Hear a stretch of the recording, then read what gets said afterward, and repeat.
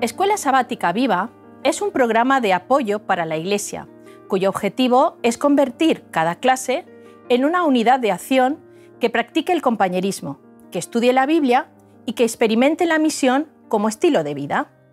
En la primera parte de compañerismo, dedica a tu clase 10 minutos a interesarte y conocer más a tus hermanos y hermanas, creando así una red donde todos estéis cuidados y atendidos. Toma tiempo también para la oración, por vuestro reavivamiento espiritual y por nuestras familias y por la Iglesia. Acompáñanos ahora en la segunda parte en el estudio de la Biblia y la lección de la Escuela Sabática.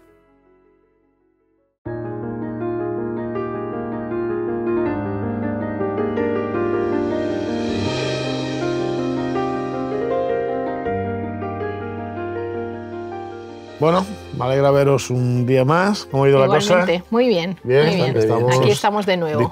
Estamos en una semana sumamente interesante porque hemos pasado hace poco el Ecuador del trimestre, pero estamos en lo que podríamos denominar una semana troncal dentro del concepto, ¿no?, de Esdras y Nehemías, que hace relación al pacto, ¿no? Sí. Entonces, en este sentido, ilústranos un poco, Eric, al menos de cómo iba la cosa con relación a los dioses de la época. Sí, bueno, para empezar tenemos que entender que prácticamente quitando 3 cultos, y además dos fueron muy temporales, ¿no?, que fueron el zoroastrismo en Persia y el momento de la revuelta de Akenatón en Egipto.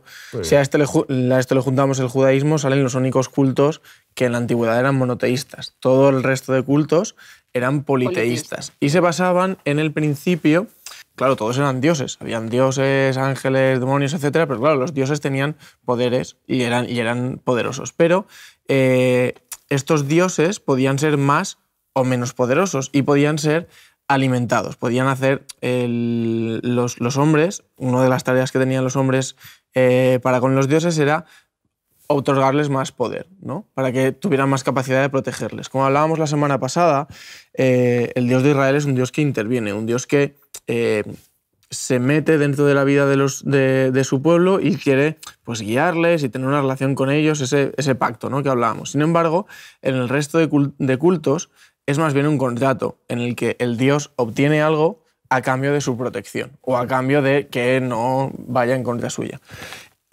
Digamos, alimento que se le da a los dioses para hacerlos más potentes viene porque, claro, en aquel momento ellos se daban cuenta de que una persona que comía más era una persona que estaba más sana, que era más fuerte, ¿no? Entonces ellos lo extrapolaban todo al tema de la religión.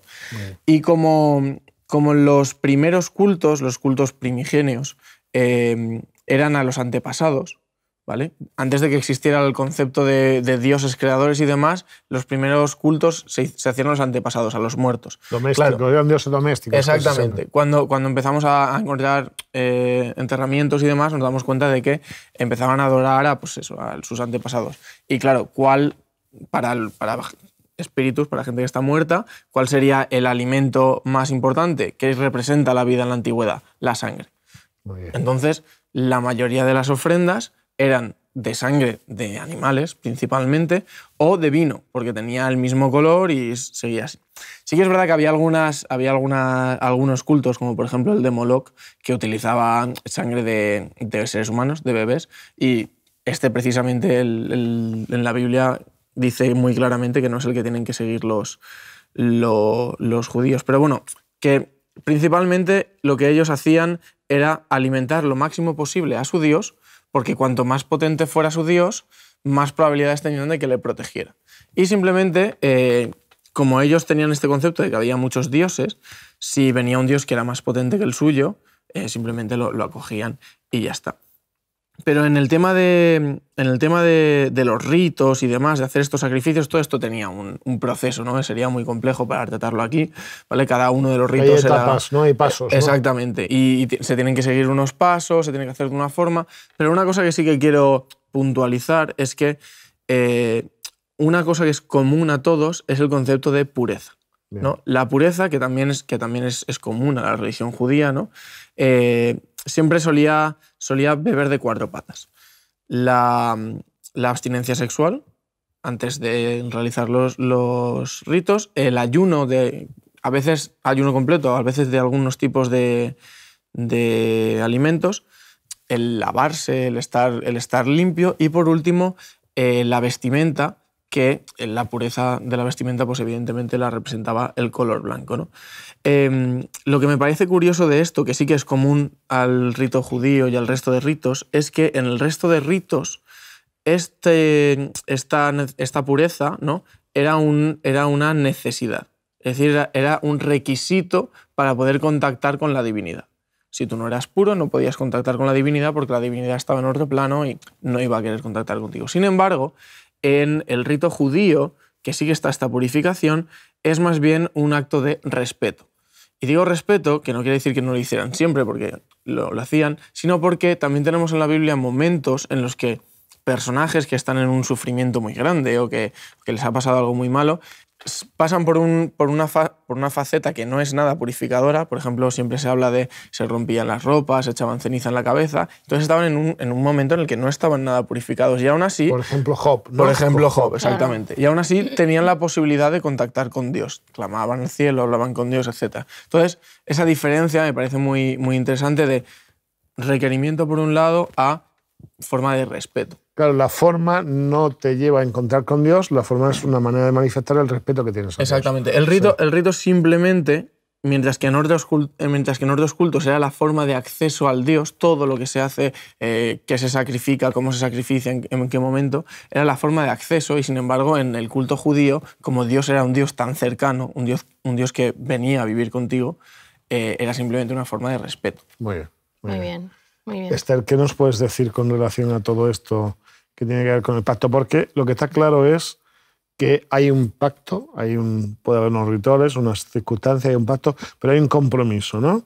Un compromiso en que Dios propone cuáles son los valores, las cuestiones a cumplir en el compromiso, que el pueblo reacciona o no reacciona con relación a esto, ¿no? Es el concepto de pacto en hebreo es berit. Berit es muy interesante porque no es un pacto de pares, porque el hombre no tiene la condición de pactar con Dios, pero es un pacto en el que Dios se acerca al hombre y dice, venga, vamos a hacer algo juntos. Yo te ofrezco esto, yo espero de ti, va a decir en algunos casos, pues que cumplas mi ley, mis estatutos, mis preceptos, ¿de acuerdo? ¿Qué nos puedes decir de esto en el momento en que hablamos de Esdras y Nehemías, ¿no? ¿Qué estaba pasando ahí? ¿Qué pasaba con el pacto? ¿Por qué había que renovar ese pacto? ¿Por qué había que reformarlo? ¿Qué sucede? Pues sobre todo que se habían olvidado de gran parte del pacto. Una de las cosas por las que más tienen que luchar es contra la idolatría. Todo lo que nos ha explicado Eric de esas prácticas, el pueblo en ese momento de la historia y en otros, como hemos visto anteriormente, como es después del Éxodo, se van a convertir en pueblo en parte idólatra, porque va a seguir a las naciones y a esas religiones de las que tú nos cuentas. Y ellos van a llegar a tener prácticas que eran muy propias de esos pueblos.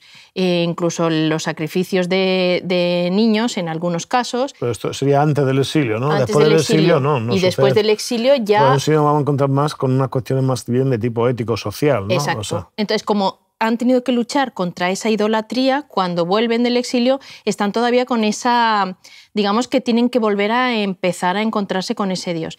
Hay una cosa muy curiosa y es que, por ejemplo, las prácticas sexuales que tú has hablado, existían una serie de sacerdotisas llamadas hieródulas que atendían en los templos y entonces estas señoras ayudaban a que los fieles pues, pudiesen llegar al templo y tener una serie de prácticas allí. Entonces los israelitas muchas de estas prácticas las van a mantener a la vez que están intentando cambiar esas prácticas para volverse a convertir en la pureza que has hablado al principio del pueblo. Entonces vemos que la idolatría es uno de los aspectos en los que más tienen que luchar. Aparte de eso tenemos el sábado. El sábado ellos también habían olvidado un poquito lo que era la celebración del sábado, tal cual lo habían encontrado en el mandamiento que Moisés recibe de parte de Dios. Dice que el sábado guardó al pueblo, no el pueblo guardó al sábado. O sea, el sábado lo que en principio quería ser era establecer una relación de Dios con el pueblo, pero además entre todos. Y entonces esa relación se había un poco perdido. Ellos habían olvidado esas costumbres de guardar el sábado. Después estaba la justicia social, que ya hemos hablado de eso antes, ¿no? Hemos hablado mucho de eso, así que no voy a hablar, pero lo que se intentaba en esa época era crear un ambiente justo, que fuese de justicia para todos. Sí, perdón. Es interesante porque tú estás hablando de 4 de los ejes que van a comentar de Nehemías, has mencionado a 3. Exacto. Uno, el tema de idolatría va a estar vinculado sobre todo con el tema del matrimonio. Exacto. Si vemos texto anterior del Antiguo Testamento, casi siempre la comparación, analogía, matrimonio, idolatría va a estar vinculada. El peligro de un matrimonio mixto es el de volver a introducir la idolatría. Exacto. El segundo elemento, una observancia del sábado más coherente, que se estaba empezando a perder de nuevo, lo habían guardado pero se empezaba a perder. El tercero era la justicia social y el cuarto era el apoyo económico. Recordemos que Jerusalén, como era la ciudad del templo, si el templo funcionaba bien, la ciudad funcionaba bien. Entonces era muy importante que el tema económico estuviese también claro y estuviese bien establecido en ese momento de la historia. Entonces estos 4 ejes son los que vamos a ver que están relacionados porque es a favor de o intentando que estos 4 principios se vuelvan hacia el pacto que el Señor ha hecho con ellos. Bien, es muy interesante. Nosotros tenemos, si analizamos el Antiguo Testamento y el Nuevo Testamento, vamos a encontrar que tenemos varios momentos en los que Dios se encuentra haciendo un pacto con diferentes personas o diferentes grupos sociales. Este seguramente será de los últimos del Antiguo Testamento. Nosotros damos un primer pacto, que es lo que se llama el pacto adámico, que es el pacto que hace con Adán al principio de todo. Vamos a tener un segundo pacto que es muy interesante, que es el pacto que hace con Noé, se llama pacto noágida. Es un pacto que se puede aplicar hasta hoy día con aquellos que no solo son judíos y cristianos, sino que son de otras designaciones. El pacto con Abraham, un pacto en que ya hay una tribu, hay una promesa de un pueblo, se llama el pacto abrahámico. Con Moisés se hace el pacto, que seguramente es el pacto que durante más tiempo más conocido fue, hasta David, es el pacto mosaico. A continuación, un pacto con fines, que es un pacto transitorio. El pacto con David, que es un pacto eterno y que era muy importante en este momento de la historia, porque toda esperanza mesiánica venía por ese pacto. Y el nuevo pacto. El Nuevo Testamento nos viene con un nuevo pacto. En todo pacto vamos a encontrar algunos elementos comunes, que son muy interesantes. Un primero, un histórico. Un poco qué ha pasado hasta entonces. Recuerda el pasado, ni piensa que en todo esto, con Adán no, pero con los demás el histórico ya se empieza a desarrollar, que eso es muy interesante. Se habla de los antecedentes, ¿de acuerdo? Después, el acuerdo. Es decir, ¿te acuerdas de esta? Yo quiero renovar eso. Eran tus padres, tus abuelos, tus antepasados, pero yo quiero renovar ese pacto contigo. O quiero renovar el pacto con David, ¿de acuerdo? Ese es el acuerdo con claridad. Después, a continuación, vamos a tener una serie de bendiciones o maldiciones, ¿de acuerdo? Es decir, si este pacto se cumple, te va a ir así de esta manera. Si este pacto no se cumple, pues te va a pasar esto. Esto en otros pactos casi siempre, sobre todo cuando nos encontramos contratos hititas. Los contratos hititas es al revés. Primero son las maldiciones y luego algún tipo de elemento positivo que hay a continuación. Algunos testigos, se ponen algunos testigos con relación al pacto y se suele establecer una señal. Si os habéis dado cuenta, algunos elementos importantes de los pactos van a estar vinculados, por ejemplo, el arco iris con Noé, el cordero, ¿de acuerdo? Hay una serie de señales, de símbolos que se establecen. En este caso, con Nehemías, vemos ese mismo proceso. Un proceso del histórico, se explica qué ha pasado, cómo el Señor ha acompañado el proceso, de lo que se quiere que se acuerde, es decir, a ver, en el tema de matrimonios, en el tema del sábado, en el tema de injusticia social, en el tema de mantenimiento de la estructura del templo, necesitamos un compromiso. ¿De acuerdo? Eso se y luego, además, el templo era muy importante porque, como ya hemos dicho, era donde Dios iba a residir, Dios iba a estar y era lo que les permitía mantener ese pacto, ese contacto con Dios que les hiciera recordar ese pacto que habían establecido con Él. ¿Cuál es la señal? Pues en este caso quizá la señal sea el momento histórico en que todos se reúnen, que luego se va a hacer memoria de este momento histórico. Hay una señal que aquí no se menciona y que con el tiempo va a adquirir cada vez más fuerza, que va a ser la circuncisión. El pueblo judío, una marca a partir de ese momento, pero aquí no aparece más diluida en ese proceso, ¿no? Sí, porque a lo mejor tenían que resolver otros aspectos antes. A mí me llama mucho la atención, fijaos, yo quiero haceros alguna comparación del pacto de Nehemías con relación a lo que pasaba antes de hacer el pacto y por qué se preocupa por hacer el pacto. Por ejemplo, recordáis que en el pasado hablábamos de que cuando estaban en Babilonia habían mejorado algunas cosas y Ezequiel se había encargado de mejorar alguna cosa en esas pequeñas comunidades agrícolas, ganaderas que tenían junto a ciertas zonas, provincias agrícolas de Babilonia, de Mesopotamia. Por ejemplo, él quiere fortalecer la identidad. O sea, nosotros tenemos que estudiar siempre estos textos en el sentido de fortalecimiento de la identidad. No podemos hacer un traslado en nuestra época y decir, uso el mismo método. No, ¿qué quería hacer? Él quería fortalecer la identidad. Entonces, por ejemplo, él se daba cuenta que en Babilonia el pueblo no había tenido templo, pero había fortalecido tanto su estructura familiar religiosa que era bueno. Pero ahora que empezaban a tener templo, le daba miedo que las estructuras familiares se debilitasen. Por eso le insiste en el tema de que los matrimonios sean matrimonios religiosamente con una identidad clara, ¿vale? Por ejemplo, él se había dado cuenta que en Babilonia no podían celebrar las fiestas porque no había templo, pero ahora vuelve, pero se va muy bien el sábado. Era el día que los unía y que se encontraban. Pero ahora, curiosamente, cuando vuelven, que no tienen templo y pueden celebrar fiestas, el sábado se empieza a diluir. Entonces eso le preocupa. Por ejemplo, él se da cuenta de que en Babilonia todos eran siervos, habían sido exiliados. Sí. Entonces había cierta igualdad social. Entre ellos se trataban, lo que pasa cuando uno está en el extranjero, ¿no? Con los que son como uno y tal. A la vuelta, tristemente, que era el momento en que la justicia social se tenía que aplicar, había injusticia social. Se había roto, sí. Y él se daba cuenta de que no tenían templo en Babilonia, pero tenían mucho compromiso. Se recogía dinero, se tenían actividades, se habla para hacer la vuelta, el retorno. De hecho, va a haber personas responsables de ir buscando los diferentes utensilios del templo para volver a traerlos, ¿no? De Mesopotamia, pero ahora curiosamente tenían templo y no tenían compromiso. Sí. Entonces, me llama mucho la atención, ¿no? Y por eso a lo mejor os parece que el pacto sea como un poco más duro en algún momento, pero claro, era la búsqueda en ese momento de una identidad que él veía que se estaba perdiendo, ¿no? Que a lo mejor se había escrito en Babilonia y recordemos que lo que se va a intentar en este periodo es otra vez unificar el sentido de nación y, claro, de político y social, pero político también. También es verdad que en comparación con los otros pactos que tú has nombrado anteriormente, quizás este es el que menos cosas nuevas traiga, ¿no? Realmente es una renovación de lo que ya había. De cosas que ya existían. Por lo tanto, como ya era un pacto que ya estaba hecho, entonces realmente lo que Dios hace es decir, que este pacto ya lo tenemos. Vamos a renovarlo porque os hace falta renovarlo, pero todo esto yo ya lo he dicho. Por eso igual es un poco más seco, ¿no? ¿Puede ser? Sí.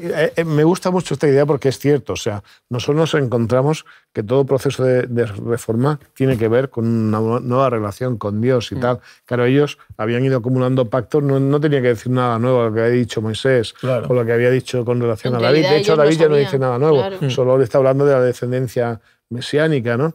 Entonces aquí es el momento de decir, bueno, acordaos sobre todo que me estoy dando cuenta que estamos perdiendo estos detalles. Estos detalles no los podemos perder.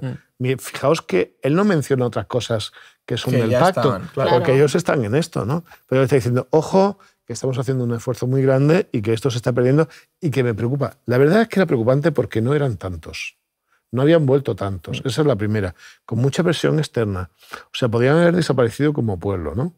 De hecho, si nosotros miramos algo parecido a un grupo, sabéis que Jeremías marcha a Egipto con un grupo de judaítas. En Elefantina tenemos datos con relación a ese tipo de judíos que se habían marchado y se asimilaron y se perdieron. De hecho, la traducción de la Septuaginta es porque ni hablaban hebreo ni nada, habían incorporado el griego y aunque eran judíos tenían una identidad laxa, ¿no? Entonces él le da miedo a esta situación de decir, bueno, lo que habíamos ganado en ese tiempo de exilio de minoría, ahora que estamos en libertad no debiéramos perderlo, ¿no? Claro. Eso sería muy importante. Y es curioso lo que comentas, ¿no? Que igual antes de este pacto sí que seguía estando el peligro de la pérdida de identidad, pero si después de este pacto, si nos fijamos en la historia, los judíos han tenido muchos problemas de que no han tenido... Quiero decir, después de la revuelta contra los romanos y cuando los romanos se los llevaron al exilio, no han vuelto a tener un espacio para habitar ellos, su espacio propio, hasta la creación del Estado de Israel. Hasta la Segunda Guerra Mundial, con toda la polémica que hay ahí, ¿no? Pero, quiero decir, y a pesar de estar tantos siglos sin tener un lugar, han mantenido esta identidad. Sí. a pesar incluso de haberse alejado en muchas ocasiones de la religión. Pero la parte cultural sí que la han seguido teniendo y es curioso. Es curioso y surge aquí, ¿eh? Sí, o sea, va a sí. ser este momento periodo. nosotros lo entendemos, pero Sí. a veces decimos, ¿y esto cómo están así? Bueno, pues gracias a esto, que como tú dices, ha mantenido mucho tiempo, ¿no? Algunas veces mejor, otras veces peor religiosamente, pero se ha mantenido su judaidad, está clara. O sea, Eso se es una trabajó lección. la religión, pero se trabajó también mucho ese sentido de nación, ¿no? Claro. Yo me atrevería, si os parece bien, a hacer un paralelismo, ya que he mencionado algunas cosas que le preocupaban a... Ya sé que esto siempre es un poco subjetivo, ¿no? Es un paralelismo con la Odisea, ¿no? Ya que hablábamos de Nehemías. Fijaos, por ejemplo.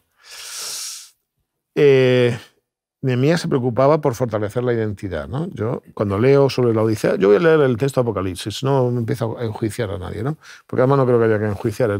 Todo el mundo que nos escucha y que nos ve es inteligente, ¿no? Yo creo que cuando yo leo sobre la Odisea hay una manifestación, una descripción de laxitud de tibieza.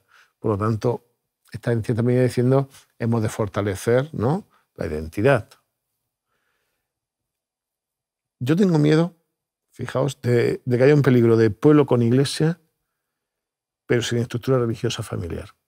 Cada vez más veo que tenemos nuestras iglesias son bonitas y tal, pero el tema, sobre todo en los últimos años veo el tema, y no pasa en todas las familias, pero pasa bastante generalmente, eso de que en las familias haya una estructura religiosa adventista, cristiana, clara, una serie de reuniones, ¿no?, familiares y tal, como que todo se está como derivando a, ¿no? Es como pasa en la vida normal, ¿no? La educación la derivamos a los profesores, ¿de acuerdo? Las extracurriculares, si el niño tiene que aprender un deporte, se la dedicamos al profesional, en lugar de irse el padre a lo mejor a jugar a fútbol con su hijo.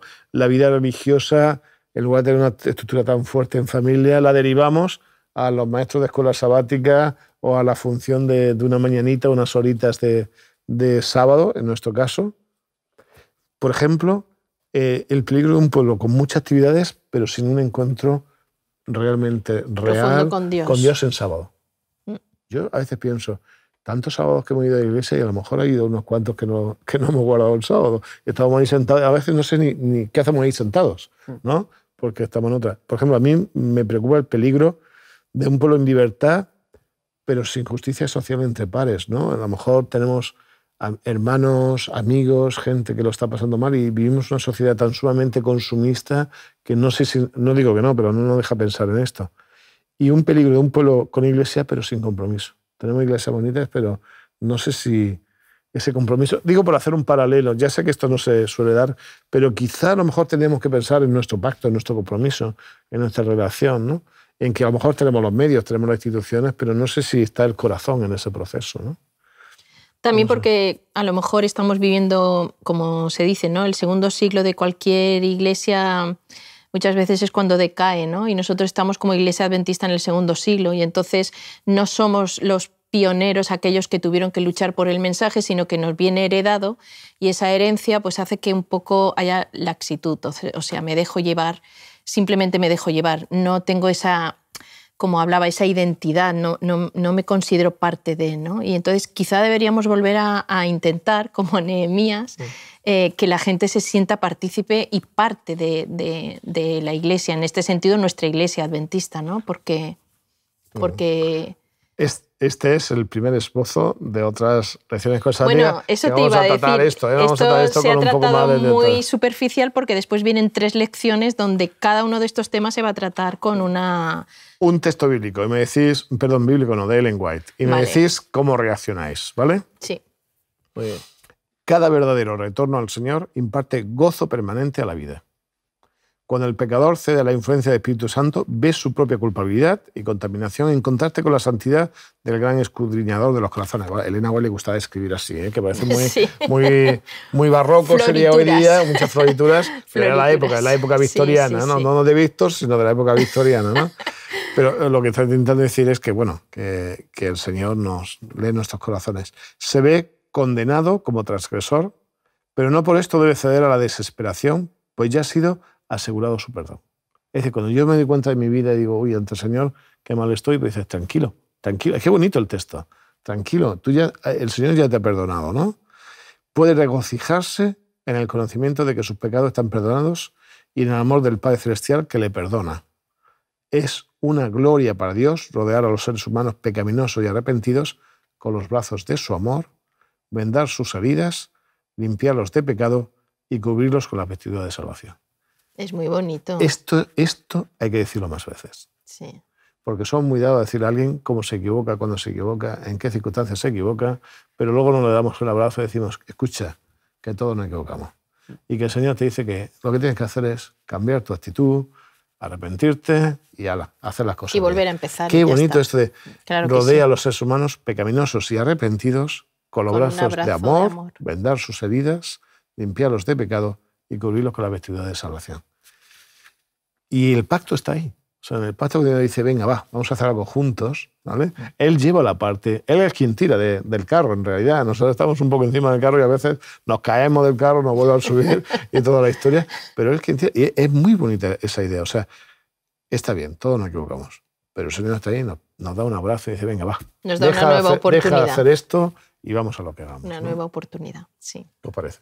Muy bien, que no debemos olvidarlo, porque cuando caemos tenemos esa esperanza y tenemos que pensar en eso. Siempre nos da una nueva oportunidad. Me gusta mucho eso del abrazo, ¿no? El abrazo es muy bonito. Habacuc, por ejemplo, que es un libro que va a girar todo con relación al abrazo, ¿no? Y Pablo lo va a retomar. Sí, va a decir, en realidad, lo que hace Cristo por nosotros es pegarnos el gran abrazo, ¿no? Exacto. El abrazo de amigos. Porque el abrazo es lo que te fortalece. A veces no son las palabras, ¿no? Es ese abrazo cariñoso que nos da. De hecho, en el texto de Nehemías, os lanzo un dato para ir investigando si alguien lo quiere. Aparece más de una vez en la relación de Nehemías con Dios como gente que está medio abrazada. Esos amigos que se ponen encima del hombro del abrazo, ¿no? Además de que Nehemías cada 2 por 3 le está recordando al Señor, que yo he hecho esto, ¿no? Que no se te olvide, que yo esto he hecho, ¿no? Lo toma como un amigo de verdad, ¿no? Sabe que está ahí al lado deseando darle ese abrazo abierto, ¿no? Ese abrazo partido, ¿no? Sí. Que es el abrazo de Dios. Pues nada, muchas gracias. Nada. La semana que viene, pruebas, tribulaciones y pistas. Vamos a hablar un poco acerca de las genealogías, de lo que valen las cosas, de la importancia que le damos a las cosas y lo que debiéramos de dar, ¿no? Me parece que es una buena lección para estudiar. Sí. Pues nada. Vale, nos vemos. Hasta luego. En la tercera parte de la Escuela Sabática Viva, usa 10 minutos y analiza ¿cómo podemos aplicar lo estudiado? ¿De qué manera puedes compartir tu esperanza con las personas que te rodean? Animamos a cada unidad de acción a tener una experiencia más allá del sábado. Cread vuestros propios proyectos misioneros. Programad en vuestras casas reuniones para orar y para confraternizar. Buscad un tiempo en la semana o en el sábado en la tarde. Gracias por acompañarnos hasta aquí y querer que tu escuela sabática sea un proyecto lleno de vida. Nos vemos la semana que viene.